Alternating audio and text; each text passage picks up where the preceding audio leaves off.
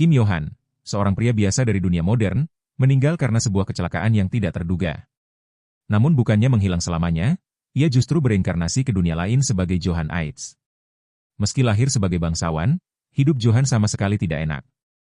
Dalam hierarki keluarga Aits, posisinya berada paling bawah. Jangankan mewarisi nama keluarga atau kekayaan, fakta bahwa ia tidak disingkirkan dalam perebutan kekuasaan antar saudara saja sudah bisa dianggap keberuntungan. Dan masalah terbesarnya adalah, dunia tempat ia bereinkarnasi merupakan era medieval yang brutal. Di dunia ini, orang lemah hanya akan menjadi mangsa bagi yang kuat. Johan tidak punya pilihan selain menerima kenyataan itu. Sejak kecil ia selalu menjadi sasaran kakak-kakaknya. Dihina, diganggu, bahkan dipukuli kapan saja mereka mau. Perlahan Johan memahami betapa kejamnya dunia ini. Satu-satunya yang bisa ia andalkan hanyalah dirinya sendiri. Dan sejak saat itu Johan mulai memikirkan satu hal. Apa yang dibutuhkan untuk bertahan hidup di dunia abad pertengahan seperti ini? Untungnya Johan memiliki sesuatu yang tidak dimiliki orang-orang di era ini. Pengetahuan modern dari kehidupan sebelumnya. Ia mulai memanfaatkan ilmu olahraga modern untuk melatih tubuhnya. Latihan intensitas tinggi. Pola makan bergizi. Membuat jadwal latihan yang efisien. Serta melatih teknik pertarungan jarak dekat yang praktis. Hari demi hari berlalu. Latihan keras Johan terus berlanjut tanpa henti. Dan setelah beberapa tahun, hasilnya mulai terlihat jelas. Tubuh Johan berkembang jauh melampaui orang normal. Kekuatan fisiknya meningkat secara luar biasa. Saat ini Johan sedang berburu di hutan bersama Joseph, salah satu warga desa. Ketika mencoba menembak seekor rusa menggunakan panah, Johan justru mematahkan busurnya sendiri karena terlalu kuat menarik tali busur. Karena gagal mendapatkan buruannya, mereka pun berjalan semakin dalam ke hutan. Alasan Johan berburu sebenarnya sederhana. Ia membutuhkan uang. Karena jika memiliki cukup uang, ia bisa meninggalkan wilayah ini dan hidup bebas. Namun di tengah perburuan mereka, terdengar suara seseorang meminta tolong. Saat menghampiri sumber suara itu, mereka menemukan seorang anak kecil bernama Del yang sedang dikepung kawanan serigala. Tanpa ragu Johan langsung maju menghadapi kawanan itu. Joseph mencoba menghentikannya karena terlalu berbahaya. Tapi Johan tetap melangkah maju.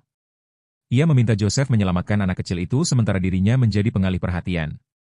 Joseph benar-benar tidak percaya. Seorang bangsawan rela menjadi umpan demi menyelamatkan rakyat biasa. Padahal sebenarnya, dalam pikiran Johan, kawanan serigala itu hanyalah sumber uang tambahan jika kulit mereka dijual. Di saat yang sama, keluarga Aits sedang melakukan inspeksi wilayah di desa Baltroden. Kembali ke hutan. Johan menyerang kawanan serigala menggunakan pedang. Namun pedangnya dengan mudah dipatahkan oleh gigitan seekor serigala. Joseph langsung berpikir semuanya sudah berakhir. Tapi sesaat kemudian, Johan kembali berdiri. Dan kali ini, ia menghadapi kawanan serigala itu dengan tangan kosong. Joseph hanya bisa terdiam melihat kekuatan Johan yang mengerikan. Setelah pertarungan sengit, Johan berhasil menghabisi seluruh kawanan serigala. Mereka pun akhirnya menyelamatkan Del. Namun ketika Johan mencoba menanyakan keadaan Del, anak itu justru terlihat ketakutan. Saat Johan dan Joseph menoleh ke belakang, mereka melihat seekor serigala raksasa berdiri di belakang mereka. Johan mencoba bersiap menghadapi monster itu. Namun saat serigala raksasa tersebut mengaum, tubuh mereka langsung kehilangan kesadaran. Dalam keadaan pingsan, Johan melihat mimpi aneh. Ia bermimpi sedang bertarung melawan seseorang. Dan di akhir pertarungan itu, kepalanya terpenggal. Mimpi tersebut membuat Johan tiba-tiba terbangun. Saat membuka mata, serigala raksasa itu ternyata sudah menghilang. Johan pun membawa Joseph dan Del yang masih belum sadar kembali menuju desa. Tanpa menyadari bahwa kejadian hari itu akan menjadi awal perubahan besar dalam hidupnya. Sesampainya di desa, Johan langsung bertemu dengan ayahnya beserta rombongan keluarga Aits yang sedang melakukan inspeksi wilayah. Johan langsung dimarahi oleh kakak pertamanya, Philip Aits. Philip mempertanyakan kenapa Johan tidak hadir saat inspeksi berlangsung. Johan benar-benar lupa kalau hari itu ada inspeksi wilayah. Johan pun segera mencari alasan. Ia mengatakan bahwa dirinya sedang menyelamatkan warga desa di hutan, yaitu Del dan Joseph. Johan mengatakan bahwa dirinya mengalahkan kawanan serigala di hutan. Namun ayahnya sama sekali tidak percaya. Karena Johan tidak membawa bukti apapun. Johan menambahkan bahwa ia juga bertemu seekor Great Dark Wolf, serigala hitam raksasa yang sangat mengerikan. Mendengar itu, ayahnya justru semakin marah.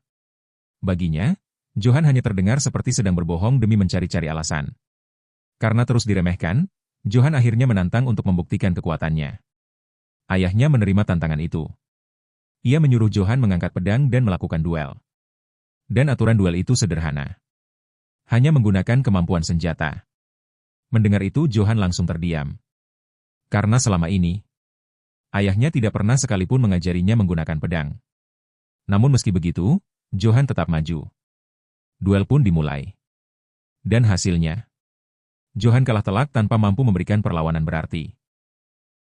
Setelah duel selesai, tubuh Johan yang penuh luka dibawa ke sebuah gereja kecil di desa. Di sana, seorang pendeta bernama Valberg mengobati luka-lukanya. Sepanjang pengobatan, Valberg terus menggerutu kesal. Ia benar-benar tidak habis pikir bagaimana bisa seorang ayah memperlakukan anaknya sendiri seperti itu. Berduel melawan anak yang tidak pernah diajari ilmu pedang. Bahkan menggunakan zirah penuh tanpa menahan diri. Sementara Johan sendiri hanya bisa menatap diam. Ia tidak menyangka dirinya ternyata selemah itu. Padahal sebelumnya ia baru saja bertarung melawan serigala hitam raksasa. Mendengar ucapan itu, Valberg langsung menghentikan tangannya. Ia menatap Johan dengan serius dan bertanya apakah itu benar. Johan mengangguk. Ia mengatakan bahwa Dale dan Joseph juga melihat monster itu. Wajah Valberg langsung berubah tegang. Ia kemudian bercerita bahwa sejak dulu, serigala hitam selalu dianggap sebagai makhluk tabu. Para pendeta menyebut kemunculan serigala hitam sebagai pertanda kematian. Namun setelah melihat Johan mulai khawatir, Valberg mencoba menenangkan suasana. Ia mengatakan mungkin semua itu hanyalah cerita lama yang dibesar-besarkan. Sementara itu, di dekat wilayah Aitz, tepatnya di Barony Brist, sebuah tragedi besar sedang terjadi.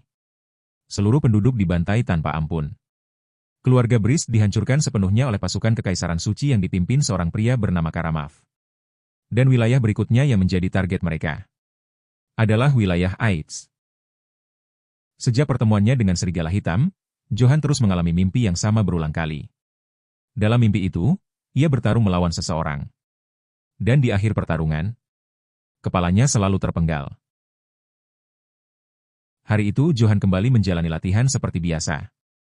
Namun latihan itu terganggu saat kakak kedua dan ketiganya datang menghampiri.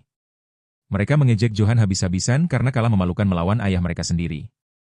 Setelah kedua kakaknya pergi, Philip datang menghampiri Johan. Namun berbeda dari yang lain, Philip tidak terlihat ingin menghina dirinya. Philip membenarkan perkataan kedua adiknya. Ia mengatakan bahwa ayah mereka memang tidak akan pernah memberikan posisi apapun kepada Johan. Menurut Philip, ayah mereka sebenarnya takut pada Johan. Yang diinginkan ayah mereka hanyalah anak-anak yang patuh dan mudah dikendalikan. Sementara Johan berbeda. Ia hidup menggunakan prinsipnya sendiri. Philip percaya ayah mereka takut suatu hari nanti Johan akan merebut segalanya. Sama seperti dulu. Saat ayah mereka menggulingkan kakek mereka sendiri demi mengambil kekuasaan. Setelah mengatakan itu, Philip memberikan beberapa barang kepada Johan. Sebuah surcoat polos, pedang panjang, dan satu set pelindung dada. Philip mengatakan bahwa dirinya berbeda dari ayah mereka. Ia tidak cukup bodoh untuk membuang seseorang yang memiliki kemampuan. Philip bahkan mengatakan bahwa saat dirinya menjadi lord berikutnya, ia akan mengangkat Johan sebagai kapten pengawal keluarga Aitz. Setelah Philip pergi, Johan melihat armor yang diberikan kepadanya. Dan saat itu juga, tubuhnya langsung membeku. Armor itu sama persis seperti armor yang selalu ia gunakan dalam mimpi buruknya. Armor saat dirinya bertarung. Dan akhirnya terpenggal. Meski begitu, entah kenapa Johan merasa kali ini semuanya akan berbeda. Dan ia yakin, dirinya bisa mengatasi takdir itu. Malam hari di sebuah bar kecil desa Baltroden. Para warga sedang ramai membicarakan satu nama. Johan Aitz. Mereka memuji bagaimana Johan membunuh kawanan serigala dan menyelamatkan Dale serta Joseph di hutan. Bagi warga desa, Johan jauh lebih baik dibanding ayahnya sendiri, Gesen Aitz. Seorang bangsawan pemabuk yang lebih suka mengejar wanita daripada memikirkan rakyatnya. Di tengah keramaian itu, duduk seorang pria asing memakai tudung. Ia mendengarkan semua cerita tentang Johan dengan penuh ketertarikan. Johan sedang berjalan santai di tengah desa. Moodnya sangat bagus. Karena ia terus memikirkan perkataan Philip yang akan menjadikannya kapten pengawal saat menjadi lord nanti. Namun di tengah perjalanan, Johan melihat seorang pria mabuk duduk sendirian. Karena merasa kasihan, Johan menawarkan bantuan untuk mengantarnya pulang. Tapi dalam sekejap, Pria itu bergerak sangat cepat dan langsung muncul di belakang Johan. Sebuah pisau dingin menempel di lehernya. Pria itu berkata, "Aku hanya akan menanyakan satu pertanyaan. Kalau jawabanmu tidak memuaskan, aku akan mengiris lehermu."